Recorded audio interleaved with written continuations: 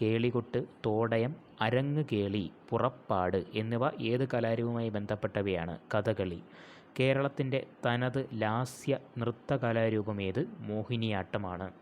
കേരളത്തിൻ്റെ തനത് ലാസ്യ നൃത്ത കലാരൂപമേത്? മോഹിനിയാട്ടം. കേരളത്തിൻ്റെ തനത് ലാസ്യ നൃത്ത കലാരൂപം മോഹിനിയാട്ടം. ലോക പൈതൃകമായി യുനെസ്കോ അംഗീകരിച്ച ആദ്യത്തെ ഭാരതീയ നൃത്തരൂപമേത്? കൂടിയാട്ടം. ലോക പൈതൃകമായി യുനെസ്കോ അംഗീകരിച്ച ആദ്യത്തെ ഭാരതീയ നൃത്തരൂപമേത്? കൂടിയാട്ടം.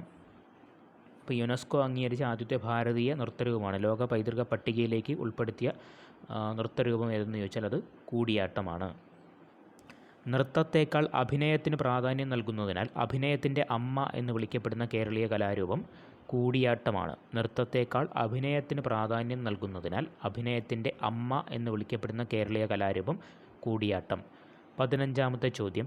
അരങ്ങുവിതാനം, ഗോഷ്ഠി കാട്ടുക, അക്കിത്തച്ചൊല്ലൽ, അരങ്ങു തളിക്കൽ എന്നിവ ഏത് കലാരൂപവുമായി ബന്ധപ്പെട്ടവയാണ്? കൂടിയാട്ടത്തിലെ ചില ചടങ്ങുകളാണിത്. അരങ്ങുവിതാനം, ഗോഷ്ഠി കൂട്ടുക, അക്കിത്തച്ചൊല്ലൽ, അരങ്ങു തളിക്കൽ എന്നിവ ഏത് കലാരൂപവുമായി ബന്ധപ്പെട്ടവയാണ്? കൂടിയാട്ടം. 16. കൂടിയാട്ടത്തിൻ്റെ സമസ്ത വശങ്ങളെയും കുറിച്ച് ശാസ്ത്രീയമായി പ്രതിപാദിക്കുന്ന നാട്യകൽപദ്രുമം എന്ന കൃതി രചിച്ചതാര്? മാണി മാധവ ചാക്യാർ. കൂടിയാട്ടത്തിൻ്റെ സമസ്ത വശങ്ങളെയും കുറിച്ച് ശാസ്ത്രീയമായി പ്രതിപാദിക്കുന്ന നാട്യകൽപദ്രുമം എന്ന കൃതി രചിച്ചതാര്? മാണി മാധവ ചാക്യാർ. കഥകളിയെ അടിസ്ഥാനപ്പെടുത്തി കേരള നടനം എന്ന നാട്യരൂപം ചിട്ടപ്പെടുത്തിയതാര്? ഗുരു ഗോപിനാഥാണ്. കഥകളിയെ അടിസ്ഥാനപ്പെടുത്തി കേരള നടനം എന്ന ഒരു നൃത്തരൂപം ചിട്ടപ്പെടുത്തിയതാരാണ്? ഗുരു ഗോപിനാഥാണ്. 18. ഭഗവതി ക്ഷേത്രങ്ങളിൽ അവതരിപ്പിച്ചു വരുന്ന മധ്യ കേരളത്തിലെ അനുഷ്ഠാന കലയേത്? പടയണിയാണ്. ഭഗവതി ക്ഷേത്രങ്ങളിൽ അവതരിപ്പിച്ചു വരുന്ന മധ്യ കേരളത്തിലെ അനുഷ്ഠാന കലയേത്? പടയണി. 19. കാച്ചിക്കെട്ട്, താവടി തുള്ളൽ, കോലം തുള്ളൽ എന്നിവ ഏത് കലാരൂപവുമായി ബന്ധപ്പെട്ടവയാണ്? പടയണിയാണ്. കാച്ചിക്കെട്ട്, താവടി തുള്ളൽ, കോലം തുള്ളൽ എന്നിവ ഏത് കലാരൂപവുമായി ബന്ധപ്പെട്ടവയാണ്? പടയണി. പടയണി ഗ്രാമം എന്നറിയപ്പെടുന്ന പത്തനംതിട്ട ജില്ലയിലെ പ്രദേശമേത്? കടമ്മനിട്ടയാണ്. പടയണി ഗ്രാമം എന്നറിയപ്പെടുന്ന പത്തനംതിട്ട ജില്ലയിലെ പ്രദേശമേത്? കടമ്മനിട്ട. 21.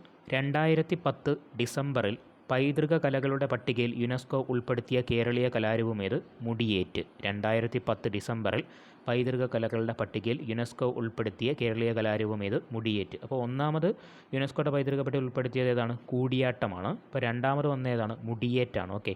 ഇനി 22. 2000 വർഷത്തിലേറെ പാരമ്പര്യമുള്ള കേരളത്തിലെ കലാരൂപമായി അറിയപ്പെടുന്നത് ഏത്? ചാക്യാർ കൂത്താണ്. 2000 വർഷത്തിലേറെ പാരമ്പര്യമുള്ള കേരളത്തിലെ കലാരൂപമായി അറിയപ്പെടുന്നത് ചാക്യാർ കൂത്താണ്. ഓട്ടൻ തുള്ളൽ എന്ന ജനകീയ കലാരൂപം അവതരിപ്പിച്ചതാര്? കുഞ്ചൻ നമ്പ്യാരാണ്. ഓട്ടൻ തുള്ളൽ എന്ന ജനകീയ കലാരൂപം അവതരിപ്പിച്ചതാര്? കുഞ്ചൻ നമ്പ്യാർ.